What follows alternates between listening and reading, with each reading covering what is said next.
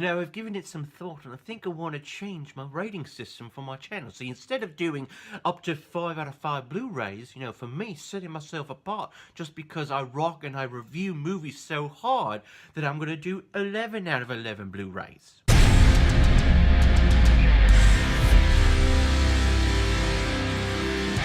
This is Spinal Tap! Released in 1984, and it's directed by Reiner, who's behind such amazing pictures like Stand By Me, When Harry Met Sally, A Few Good Men, which is one of my favorite, and that creepy one called Misery. And this film stars Christopher Guest, Michael McKean, Harry Shearer, and Tony Hendra. Filmmaker Marty D. Berge follows the British rock group Spinal Tap on their 1982 United States concert tour to promote their new album, Smell the Glove. And on their tour, we see the inner workings of how to create a band and how to become a successful band in the world. From the performance aspects, the marketing aspects, and the business aspects. But sometimes the stress of being a huge rock star gets to their heads, and there is some tension between the band members. But will they be able to reconcile their differences in time to complete their tour? Find out next time on This is Spinal Tap. Probably the cheesiest plot summary I've ever done. Just try to be the voice of the trailer, Caleb. Just try harder. But it's movies like this, which is why I started this YouTube channel, because I have owned this for quite some time. I've just never popped it into the DVD player. It's always been one of those movies that I've always meant to see. Everyone is telling me that I have to see it because it's so hilarious. And watching it the first time for this channel, I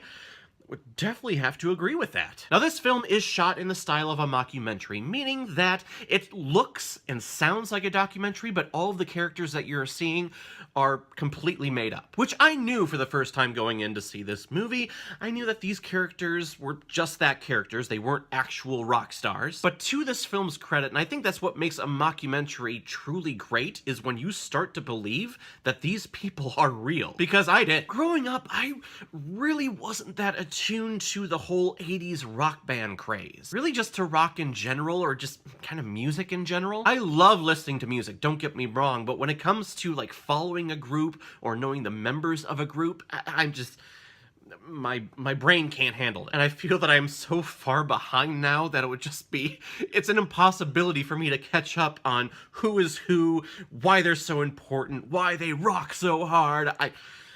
I just couldn't do it. I actually had a couple of friends in high school one day kidnap me and take me to their basement and made me listen to all of the big popular CDs, or at least the most important ones out throughout the decades. And the music was good, I had no context for it, and they kept trying to feed me the context, but I didn't grow up with it. I'm sorry. I'll listen to it, but it's not gonna hit me as hard as it's hitting you. Said it before, my taste is show tunes and cello covers. But all that being said does not mean that I love a good story. And that's exactly what this movie is. To my shock, the majority of this film was improvised. Hours upon hours upon hours of footage just being shot of these actors being these characters. Is there an extended cut? Is there a director's cut? Do we get the Peter Jackson, oh, we're gonna add 6 hours to the mainstream film? Because I would love to watch that. These actors play so well off of each other. And you can tell that these three actors, huge rock fans, huge music fans, they were really jumping on board with this whole 80s hair rock band phase. And they basically tried to do their best stereotypical impersonation of anyone that fell under that genre. Christopher Guest, which has done a bunch of these type of mockumentary films over the years, probably the most famous actor to come out of this film due to his famous line of, oh, this one goes up to 11. It's such the stupidest concept ever. Even the director calls it out. Well, why didn't you just put it all the way up to 10? No, it's because I rock so hard that I go all the way up to 11. Well, why not just make 11 10 then? Well, this one goes up to 11. That is just so perfect. That's where my mindset is when I think of 80s hair rock metal groups. I'm just saying things like, oh yeah, I stay true to the music. I rock harder than anyone rocks before. Oh, and every rock star has a British accent too.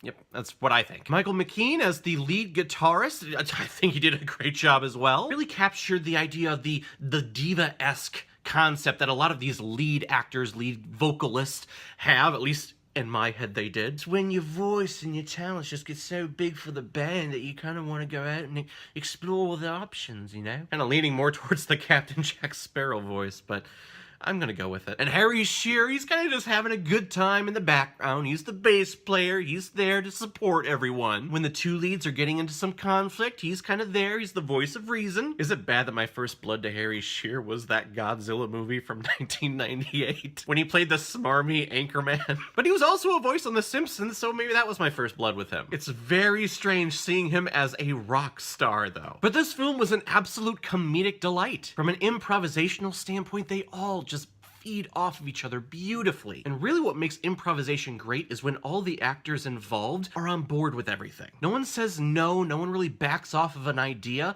They go with the idea and then they build off of it. And that's what all three of these guys do. But then I love that it pokes fun at the production standpoint of a concert. The stage concepts, the skull, the miniaturized Stonehenge when that came out.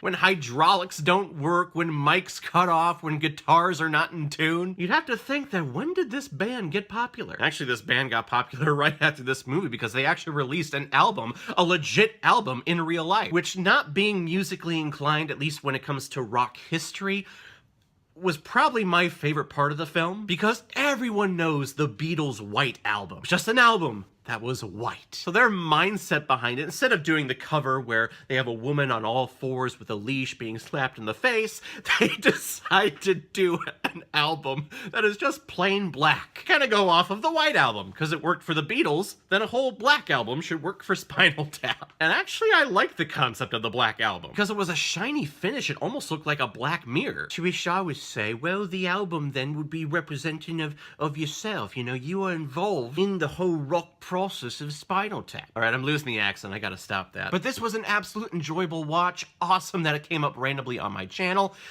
I would definitely give this a recommend if you've never seen it. And that's coming from someone that has no basis in rock history. If you are big into rock history, you probably got a lot more of the jokes that happened in here. But for someone that's not submerged into that culture, I still thought this was fantastic. So I'm gonna give this to Spinal Tap 4.5 out of 5 Blu-rays. I think I see blue. He looks glorious. Alright everyone, now comes my favorite part in my video where I pick which movie I'm going to be watching next. And this one is a fan recommendation. Again, actually she's already had one on here, but she popped up again. Kristen Weissner, she recommended Gone with the Wind.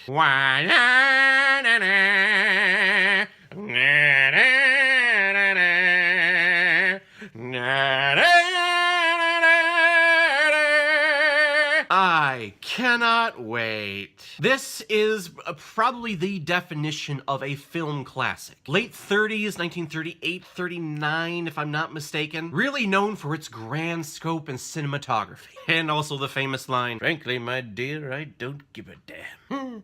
Clark Gable. Who was cooler than him back then? And Kristen, of course, chose this movie because she wanted to torture me. I've only seen this movie twice, I think, and both times I didn't have a good time. I definitely respected the technical aspects of this movie, but that character, Scarlett O'Hara, I fucking hate. And she was such a pop culture icon, at least in the sense back then. The costuming, the character herself, she was everywhere. Everyone talked about her. But I just couldn't stand the decisions that she made in this film. Plus, I know Kristen wanted to torture me because I'm pretty sure that this movie is over 3 hours long. But oh well, that's why I have this channel, but oh well, I respect my fans, and if they recommend something to me, I will give it a watch. So thank you very much, Kristen, for the recommendation. If any of you have recommendations of films that you want me to watch and review on here, please comment below this video or go to my Facebook page, my Instagram, or my Twitter. Leave your comments and your recommendations there. If I have access to it, I will watch it and review it and give you a shout out here on the channel. So everyone, have you seen This Is Spinal Tap? What did you think about it? Or if you've never seen it before and you stumbled across it because of this video, please comment below, let me know what you thought about it. And when you're done commenting, please like and subscribe to my channel so you know the next time I post my next movie review. So everyone, I will see you next time with Gone with the Wind. So in the meantime, be well, be good to each other, and go watch a movie. Take care, guys.